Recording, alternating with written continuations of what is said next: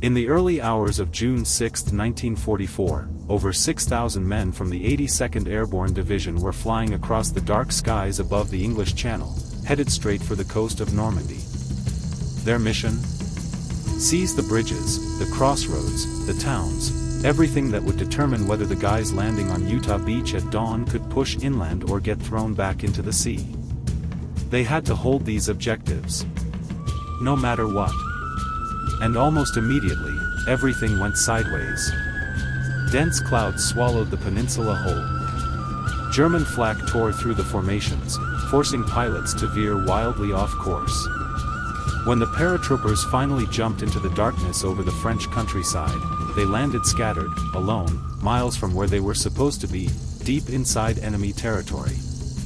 But for one group of men, the jump was almost too accurate. The town of Sainte-Mère-Église was lit up like a stage. A building was on fire, the whole square alive with activity, swarming with German soldiers. And the men of the 505th? They landed straight in the middle of it.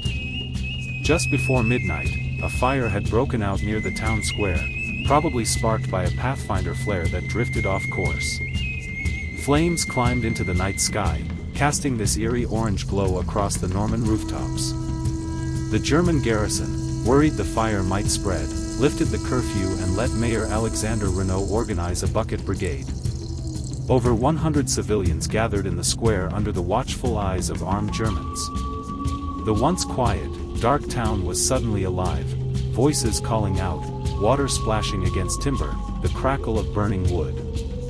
Then, without warning, the night filled with the drone of C-47s. And the sky blossomed with white canopies. Catastrophe. F Company of the 505th had dropped directly over the illuminated square. The fire turned them into silhouettes against the night. Perfect targets. The Germans opened fire immediately. Paratroopers, still tangled in their harnesses, were killed before their boots ever touched French soil. One guy got stuck in a nearby tree. German soldiers just emptied their submachine guns into him. He hung there, eyes open, staring down at his own wounds. Private John Steele drifted toward the church. Flak tore into his foot during the descent. As he was about to land, his chute snagged on a stone gargoyle jutting out from the bell tower. He hung there, helpless, wounded, suspended in full view of the carnage below. All he could do was watch his fellow paratroopers die. So he played dead. Below him in the square, Sergeant John Ray, a 21-year-old newlywed from Louisiana, hit the ground hard and struggled with his harness. A German soldier spotted him and shot him in the stomach. Ray collapsed. The German then turned his weapon upward toward the helpless Americans hanging from the church. In a final burst of life, Ray drew his Colt .45, knelt in the square, and shot the German soldier dead. Then Sergeant Ray died, having saved the lives of Private Steele and Private Kenneth Russell, who hung nearby. German Corporal Rudolph May watched the chaos unfold. One of his men raised his rifle toward Steele, still dangling motionless against the stone church. May stopped him. Shooting a helpless prisoner, he figured, would just invite retaliation. Instead, May cut Steele down and took him prisoner.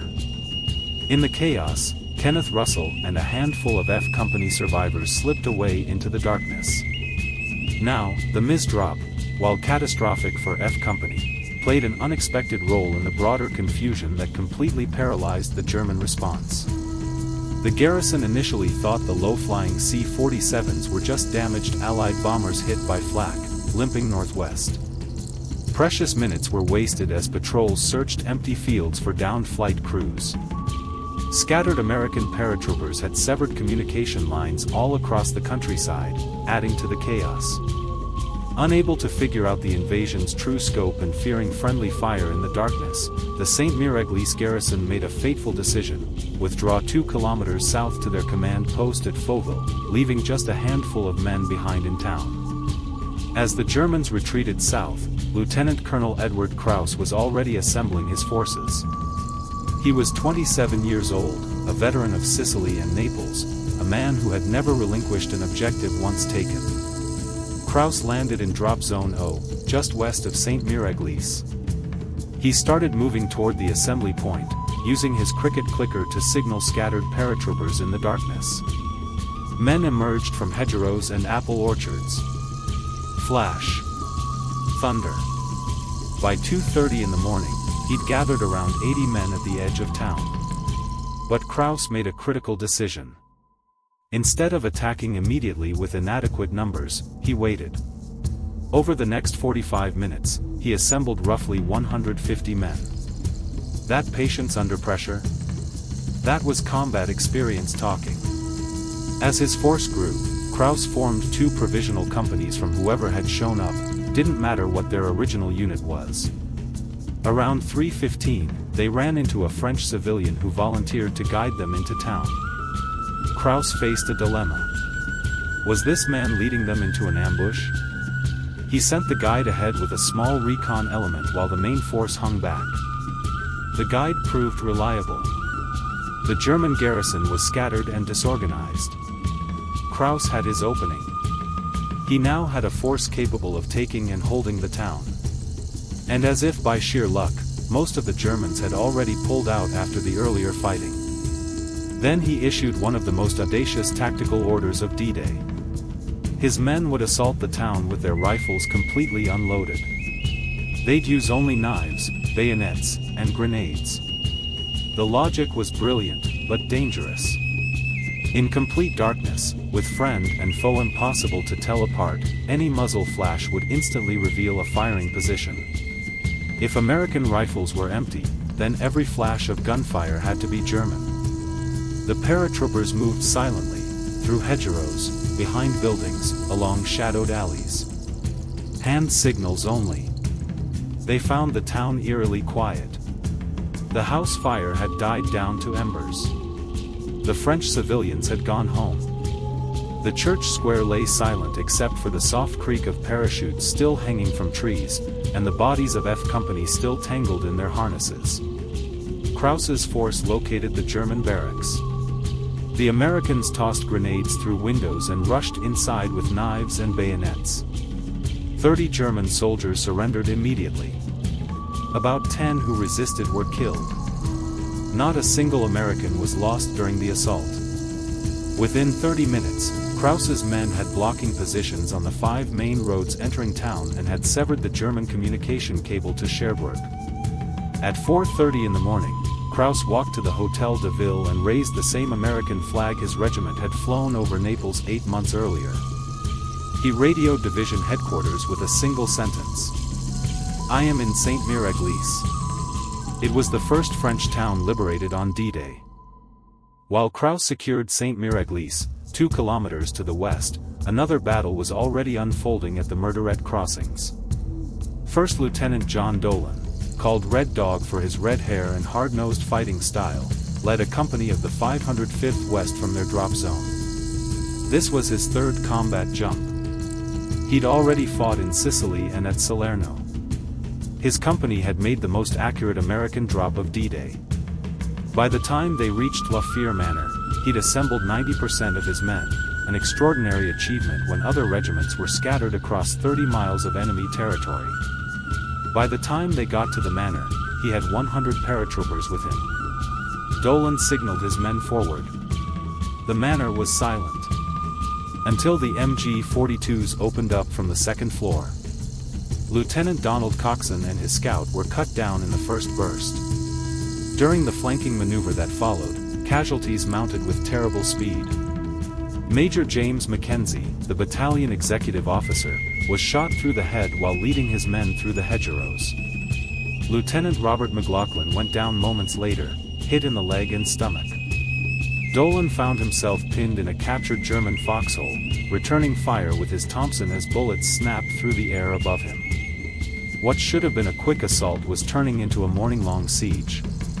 On the far side of the river, Lieutenant Colonel Charles Timms had gathered about 30 men.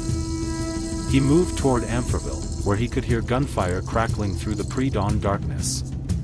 Thinking his battalion was already attacking their objective, he advanced to join the fight. But the Germans in Amfreville weren't under attack. They were waiting.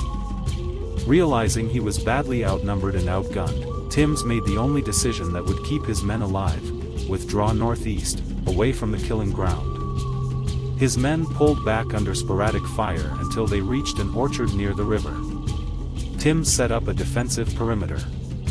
Cut off from headquarters with no working radio, they had no idea if Fière had been taken, or if anyone else had even survived the jump. Timms needed eyes on the bridges. He sent Lieutenant Louis Levy south with a small patrol to scout Cockaigne. Levy's group picked their way through flooded fields. Along the way, they ran into 20 scattered men from D Company who joined them. When they reached Cockaigne, the tiny village was silent. No Germans. No Americans. Just the ancient stone church standing alone in the gray morning light. Lieutenant Levy posted his men around the churchyard and settled in to wait, watching the road for whatever would come first, American reinforcements or the enemy. Back at Fière, the Americans were still pinned down by heavy fire from the manor. But the situation was about to change dramatically. Between 7:30 and 9 o'clock in the morning, scattered groups of paratroopers converged on the manor from multiple directions, drawn by the sound of gunfire and the landmarks they'd memorized back in England.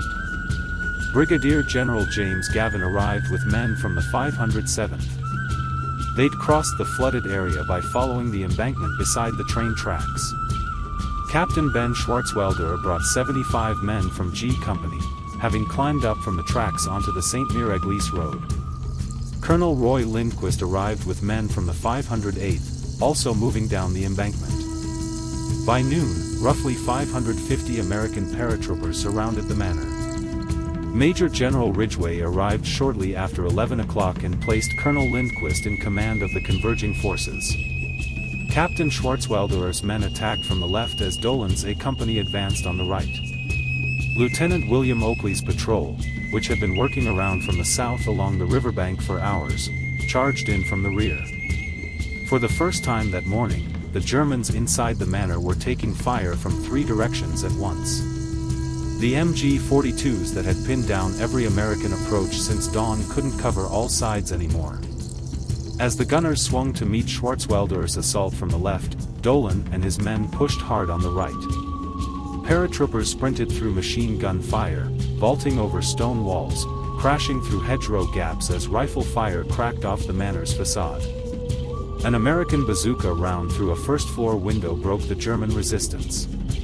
28 defenders had held off the Americans for nearly 7 hours, buying precious time for German forces to prepare their counterattack. When the Americans finally cleared the buildings, the Leroux family emerged from their wine cellar, shaken, but alive. The manor was taken. But the causeway beyond was still firmly in enemy hands. With the manor secured, Gavin left Lindquist in charge at Fière and moved south to Chef Dupont. Lindquist ordered Schwarzwälder to cross the causeway and secure the western end at Cockaigne.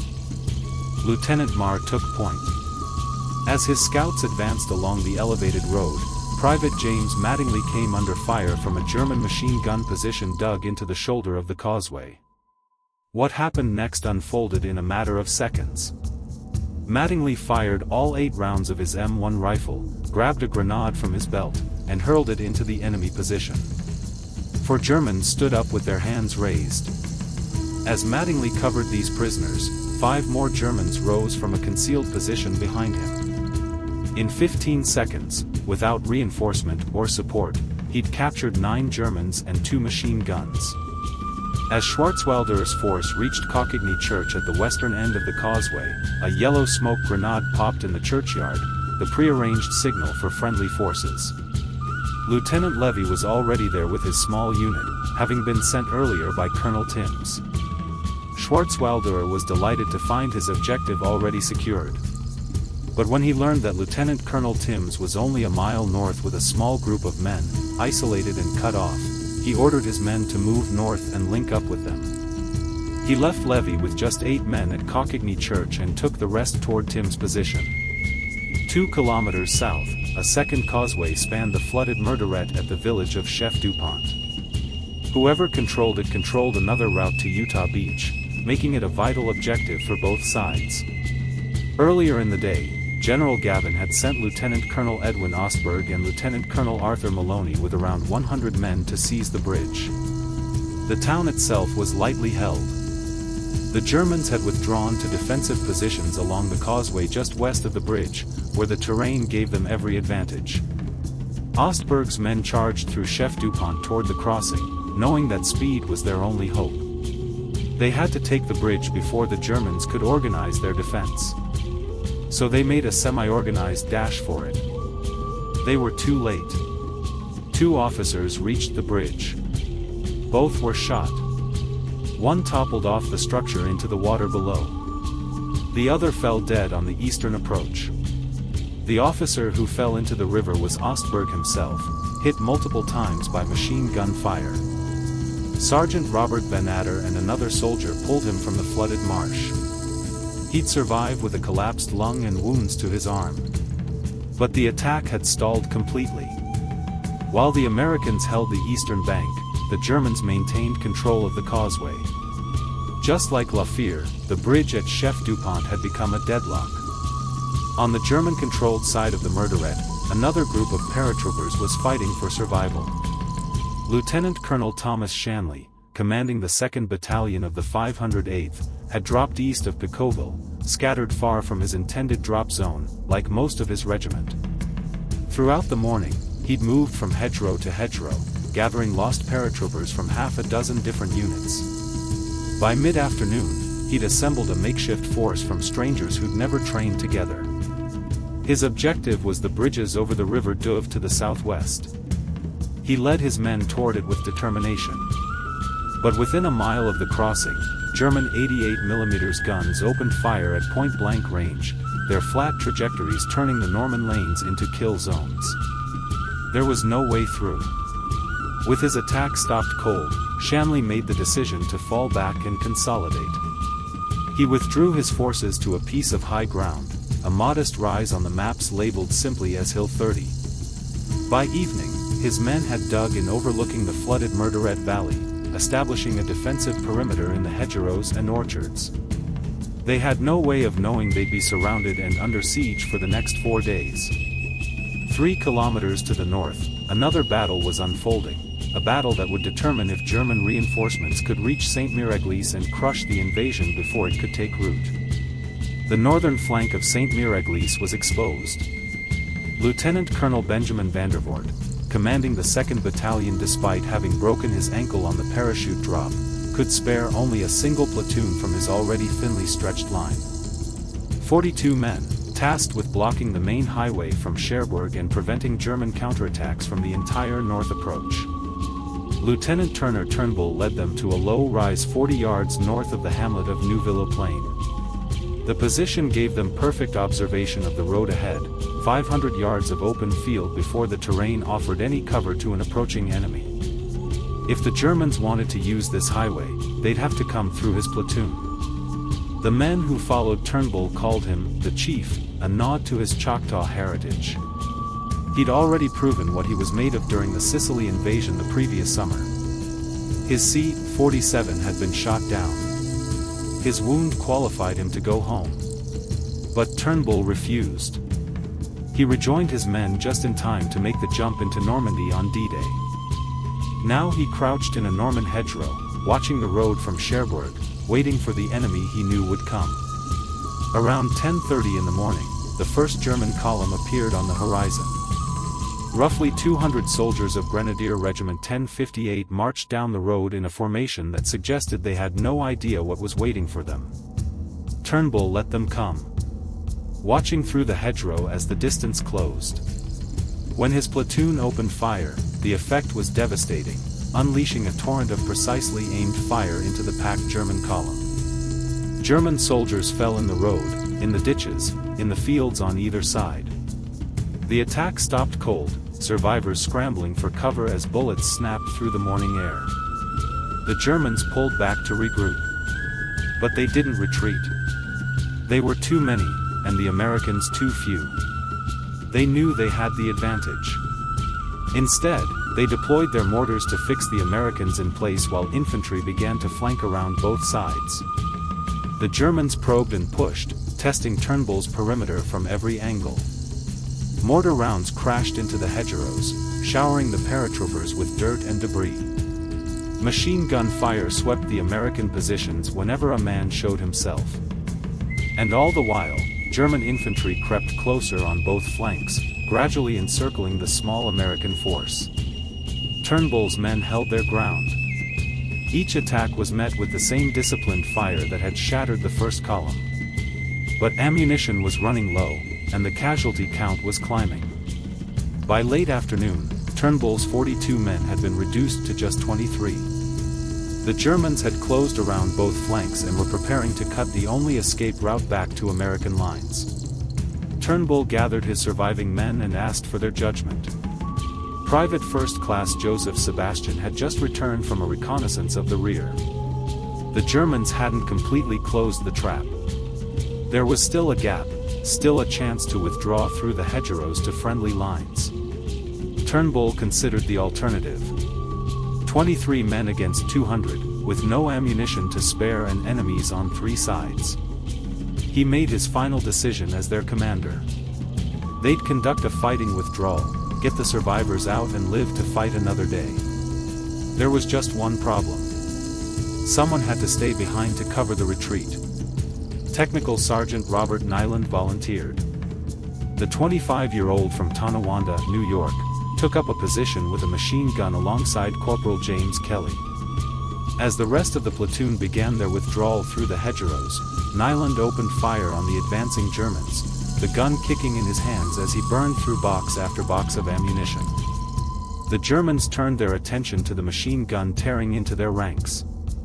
Nyland kept his finger on the trigger, giving his guys time to escape, buying their lives with his own. Eventually, German bullets found their mark. Both Nyland and Kelly were killed. The machine gun they manned fell silent. The Germans had captured Neuville. But crucially, they'd been stopped for 8 hours. During those 8 hours, German forces had mounted an attack to the south of Sainte-Mère-Église, pushing up from the direction of Fauville. Turnbull's stand kept the paratroopers at Sainte-Mère-Église from being hit simultaneously from north and south during the most critical hours of D-Day. At Coquigny, Lieutenant Levy waited with his small band of soldiers for reinforcements to come. When the rumble of tank engines echoed from the direction of Amfreville, he knew his position was hopeless. 3 German tanks and a company of infantry from Grenadier Regiment 1057 rolled toward the church, a force his handful of men couldn't hope to stop. Levy's paratroopers returned fire, but the sheer size of the German force overwhelmed them. With 2 men dead and the enemy closing from 3 sides, Levy gathered his survivors and withdrew north toward Tim's Orchard. Coquigny fell into German hands. As if by sheer bad luck, B Company of the 508th was already on the causeway when Coquigny collapsed, a small unit under Lieutenant Homer Jones heading to reinforce a position that no longer existed. Caught in the open, Jones' company walked straight into the German counterattack on the causeway. Machine guns and tank fire raked the causeway from multiple angles, cutting the Americans down with nowhere to hide. Within minutes, most of the company was dead or wounded. Jones and a handful of survivors fought their way back to La Fière, their unit shattered. The Germans had swept through Coquigny, beaten back the American reinforcements, and now they had their sights fixed on La Fière Bridge. The survivors of B Company had barely reached the eastern bank when the rumble of tank engines echoed across the marsh once more. At La Fière Bridge, Lieutenant Dolan's A Company had been dug in since morning. Engineers had laid anti-tank mines on the causeway and positioned a 57mm anti-tank gun 150 yards back. Their last line of defense waited on the bridge itself, 2 bazooka teams crouched in foxholes below road level. On the north side, Private First Class John Boulderson and Private Gordon Prine. On the south, Private First Class Marcus Heim and Private Leonard Timms, no relation to the colonel. They could hear what was coming. But all they could do was wait. The German column appeared at the western end of the causeway. The same tanks and infantry that had overwhelmed Coquigny were now advancing toward the bridge itself. The lead tank reached a curve near the bridge. Its commander stood up in the turret to observe the American positions. A machine gun burst from the manor cut him down instantly. A hail of fire erupted from the eastern side of the bridge as the American guns opened up. A well-placed shot from the anti-tank gun tore through the lead tank's track. The crippled machine slewed sideways across the narrow road. The second tank, following too close and using the leader as a shield, had no room to stop and rode up onto the back of the disabled vehicle, its belly suddenly exposed. The bazooka teams didn't hesitate. Heim and his partner moved behind a concrete telephone pole, aiming for a clear shot through the branches. They fired into the angled underside of the second tank, then fell back as it erupted in flames. But the fight had cost them most of their ammunition. Heim's partner asked him to cross the road and check if Boulderson had any rockets left. Heim ran across the road, through a maelstrom of crossfire from tanks, machine guns, mortars, and rifles, reached the other position and found a damaged bazooka lying abandoned. Boulderson and Prine were gone, either wounded or killed. He grabbed the rockets and ran back, again untouched through the same storm of fire. Major Kellum and Captain Royston, seeing the situation unfold, ran forward with more ammunition to resupply the sole remaining bazooka team. As the pair dashed toward the front, a German mortar round landed between them. Kellum was killed instantly. Royston was mortally wounded, dying hours later. The third tank kept coming, grinding over the debris on the causeway. Heim and his partner, now resupplied with the rockets Heim had retrieved, took aim and fired their last rounds. The third tank went up in flames. The German infantry, their armor destroyed and their assault broken, withdrew toward Cockigny. The bridge, for now, remained in American hands. As the smoke cleared over the causeway, the cost of holding La Fière became evident. All 7 men who manned the 57mm anti-tank gun had been killed keeping their weapon in operation. The battle cost the 1st Battalion of the 505th dearly. With 3 senior officers dead in a single day, command of the shattered battalion fell to 1st Lieutenant Dolan, the highest-ranking man still standing. Word of the carnage reached Brigadier General Gavin at Chef DuPont, along with news that somehow, against all odds, the bridge at La Fière still held. He returned immediately. Shortly after his arrival, Lieutenant Colonel Mark Alexander appeared from Sainte-Mère-Église. He was the natural choice to take over the decimated battalion. When Alexander asked where he should place his men, Gavin said, "You better stay on this side. Looks like the Germans are getting pretty strong over there." By nightfall on June 6, the situation along the Merderet was precarious at best. The Americans had repelled constant attacks on Sainte-Mère-Église throughout the day, and despite the loss of Neuville, the town remained secure.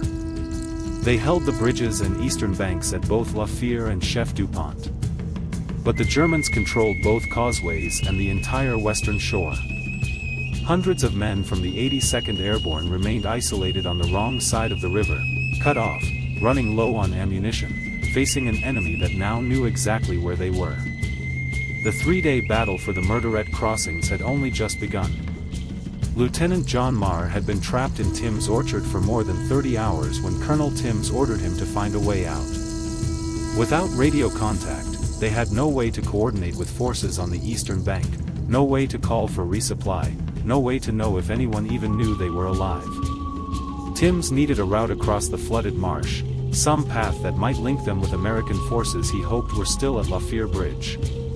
Marr took his runner, a soldier named Carter, and headed north along a dirt road that led to the water's edge. What he found there would prove decisive.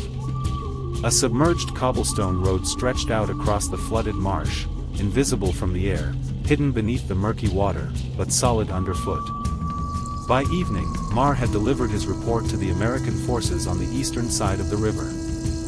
Finally, there was a way across the marsh. A way to flank the Germans and avoid the kill zone on the causeway.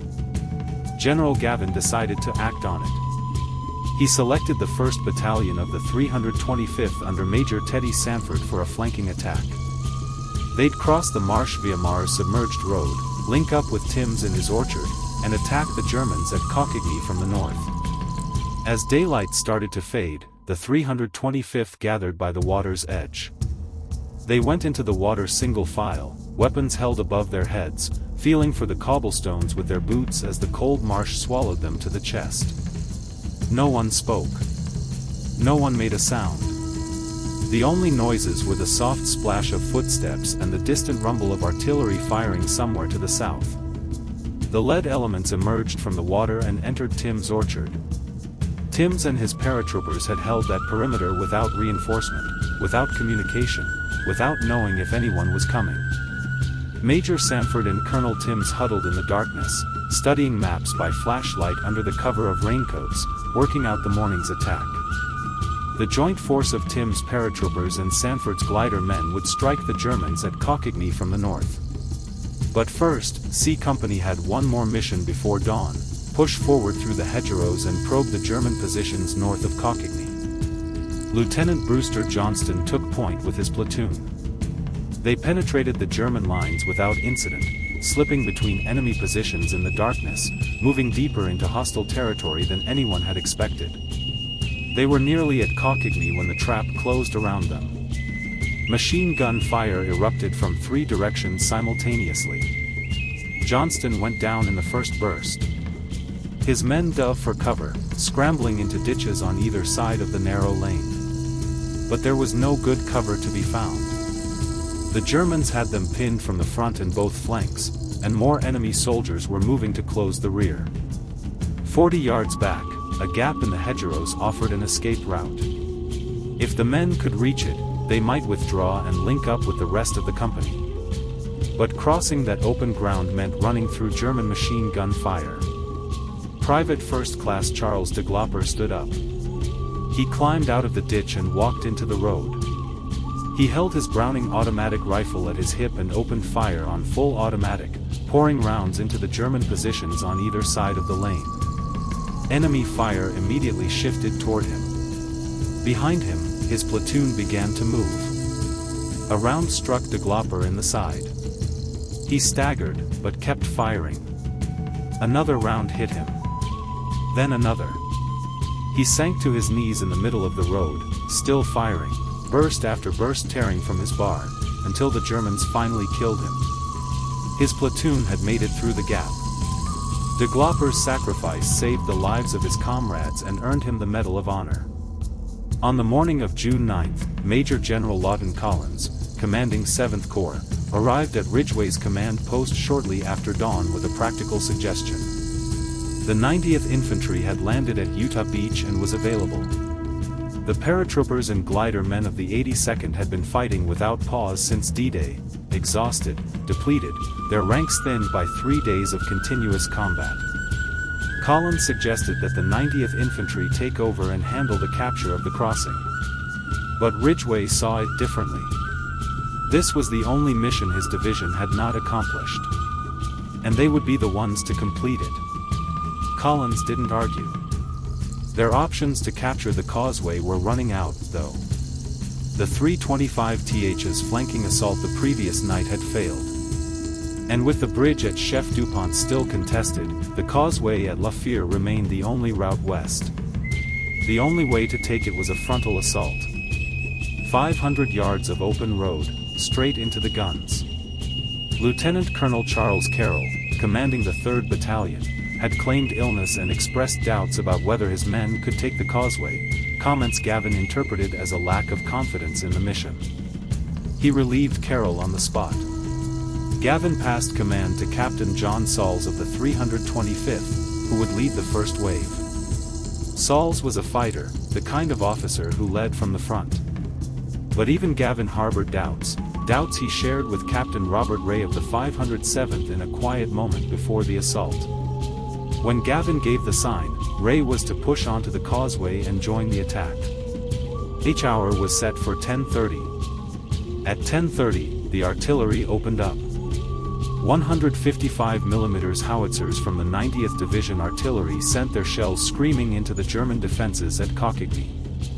Smoke rounds mixed with high explosive, covering the far end of the causeway.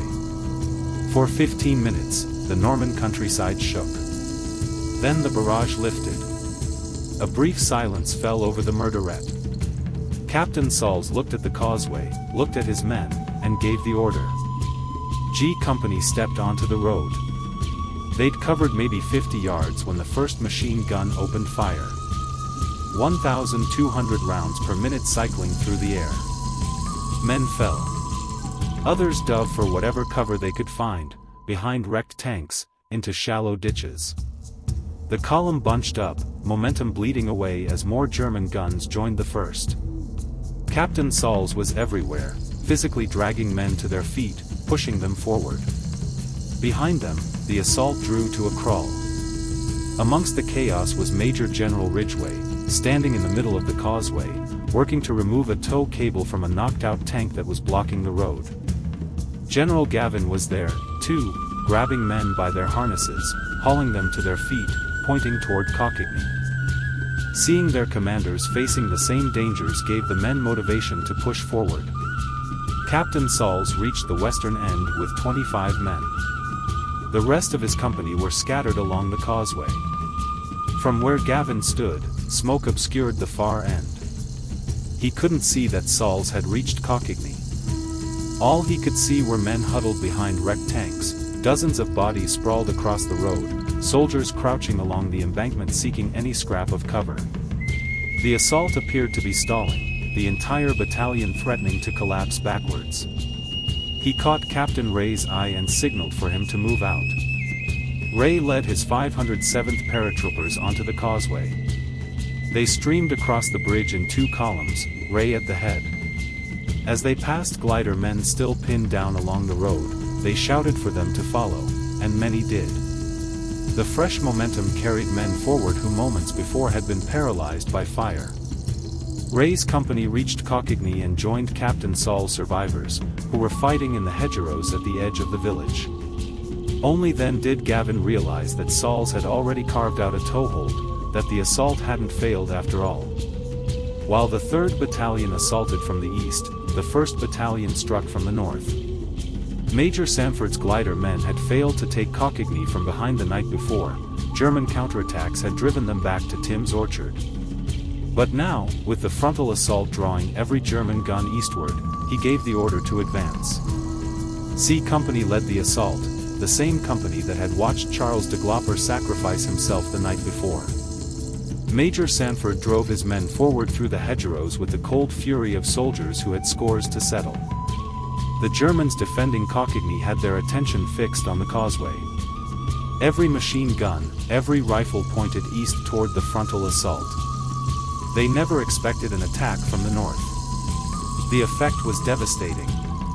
Suddenly, the Germans were fighting in two directions. Their carefully prepared defenses became death traps as fire poured in from unexpected angles. By early afternoon, the guns fell silent. The link-up was complete. Sanford's battalion joined hands with the survivors of the causeway assault and Tim's men, finally relieved after 72 hours of isolation. Cockaigne was in American hands. By nightfall on June 9th, the causeway at La Fière was secure. With Cockaigne back in American hands, the German garrison at Amfreville abandoned the village and withdrew toward the west. Further south, the stalemate at Chef Dupont broke the following morning when the 90th Infantry Division arrived with armor and pushed across the causeway. On Hill 30, Lieutenant Colonel Shanley's men, who'd spent days isolated and cut off from the rest of the battle, emerged from the hedgerows to finally link up with the rest of the 82nd Airborne. To the north, Colonel Van Fleet's 8th Infantry Regiment had arrived from Utah Beach and retaken Neuville, reopening the route to Cherbourg and relieving the pressure on Sainte-Mère-Église from the north. By June 10th, the 82nd Airborne had accomplished the mission it set out to complete on D-Day, secure the western flank of Utah Beach and open the route across the Cotentin Peninsula. The cost was devastating. Over 750 casualties at La Fière alone. But the causeways were open. The bridgehead was secure. And the drive to push into the heart of Europe could begin.